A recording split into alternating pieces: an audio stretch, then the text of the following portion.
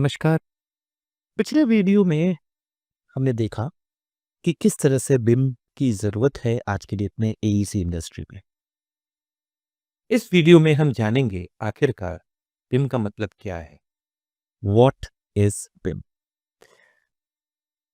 तो इस पिक्चर में आप देख रहे हैं एक एलिफेंट है और साथ में कई सारे लोग इनके चारों ओर खड़े हैं।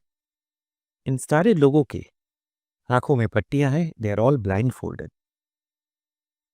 और इसका रेलेवेंस हम बिम के साथ कैसे एक एनालॉजी क्रिएट करे, यानी इसका रेलेवेंस बिम के साथ क्या है और इसकी एनालॉजी क्या है बिम के बारे में, उसे बिम की डेफिनेशन या परिभाषा समझने से पहले इस एनालॉजी को समझना बहुत आवश्यक है। बिम की कोई एक डेफिनेशन नहीं है। जैसे ये एलिफेंट है वैसे ही हमारा प्रोजेक्ट है। और यहाँ पे जितने भी लोग आपको दिख रहे हैं, ये वो लोग हैं जो अलग अलग लेवल्स में, अलग अलग पोटेंशियलिटी में आपके प्रोजेक्ट में काम कर रहे हैं। चाहे वो कंसल्टेंट हो, आर्किटेक्ट हो, प्लम्बिंग इंजीनियर हो, कोऑर्डिनेशन स्टाफ हो, प्लानिंग स्टाफ हो, चाहे वो कॉन्ट्रैक्टर हो, सबके लिए एक ही प्रोजेक्ट है। बट इस एक प्रोजेक्ट को देखने का नजरिया सबका अलग अलग है। जैसे कि अगर कोई उसके दांत को छूता है तो वो इमेजिन करता है कि वो एक स्फीयर है। वैसे अगर कोई उसके सूंड को छूता है तो वो इमेजिन करता है कि वो एक स्नेक है। वैसे कोई और अगर उसके पैर को छूता है तो वो इमेजिन करता है कि वो एक ट्री है। उसी तरह से अगर कोई उसके पेट को छूता है तो वो इमेजिन करता है कि वो वॉल है। सबकी परसेप्शन बिम के अलग अलग है, सबकी ज़रूरतें अलग अलग है। इसीलिए बहुत ज़रूरी है कि एक ही पूल में, एक ही लेवल में आके सबको ये समझ में आए कि बिम आखिरकार क्या है। सो अभी हम लोग जो डेफिनेशन पढ़ेंगे या समझेंगे, बिम का एक कॉमन डेफिनेशन समझेंगे जो कि सारे लोगों के लिए कॉमन होनी चाहिए। जब भी आजकल हम बिम की बात करते हैं तो हम सीडीई की बात करते हैं, कॉमन डेटा एनवायरनमेंट। इसके बारे में आगे वाले वीडियोस में हम जरूर चर्चा करेंगे कि सीडीई क्या है। बट इससे पहले बिम की वो डेफिनेशन समझें जो कि एक कॉमन डेफिनेशन है इन सभी लोगों के लिए जो बिम को अलग अलग तरीके से समझते हैं। बिल्डिंग इंफॉर्मेशन मॉडलिंग, अगर हम डेफिनेशन शुरू करें, एक ऐसा प्रोसेस है, इट इज अ प्रोसेस जो किसी कंस्ट्रक्शन प्रोजेक्ट के पूरे लाइफ साइकिल में इंफॉर्मेशन को क्रिएट करता है और उसको मैनेज करता है। और कैसे? By creating a digital model. So हम कह सकते हैं कि it is the digital representation of physical and functional characteristic of a building. यानी जब हम लाइफ साइकिल की बात करते हैं, it is from cradle to the death.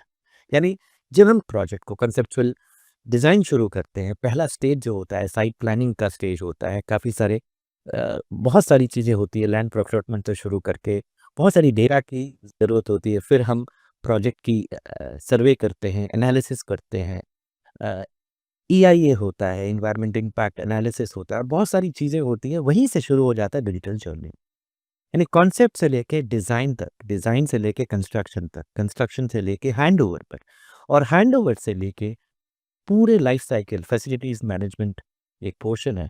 और फिर उसके बाद इसका रिफर्बिशमेंट, यानी फिर से अगर आप उसमें कोई चेंजेस ला रहे हैं तो पूरी लाइफ साइकिल को, इसको हम कहते हैं डिज़ाइन बिल्ड एंड ऑपरेट। यानी डिज़ाइन कर रहे हैं, बिल्ड कर रहे हैं और फिर ऑपरेट कर रहे हैं। पूरे लाइफ साइकिल में आप किस तरह से डेटा को क्रिएट करते हैं और फिर उसको मैनेज करते हैं, तो शायद इससे बेहतर डेफिनेशन बिम का नहीं हो सकता है। चलिए विस्तार में बिम के बारे में समझते हैं कि बी, आई और एम, बिल्डिंग इंफॉर्मेशन मॉडलिंग का मतलब आखिरकार है क्या। बिम में जो बी पार्ट है वो बिल्डिंग को दर्शाता है। Building means building as a building नहीं, जो मॉडल नहीं। यहाँ पे बिल्डिंग एक वर्ब है। वर्ब का मतलब किसी चीज को बनाना। So since B in BIM stands for building, it is important to think of it as a verb to build rather than just a noun, as a BIM were limited to physical standalone structure. अब आते हैं आई में। ये सबसे महत्वपूर्ण part है building information modelling process का। आई इन दी BIM is intelligent, but intelligent तो नहीं कहेंगे, बट इट इज इंफॉर्मेशन।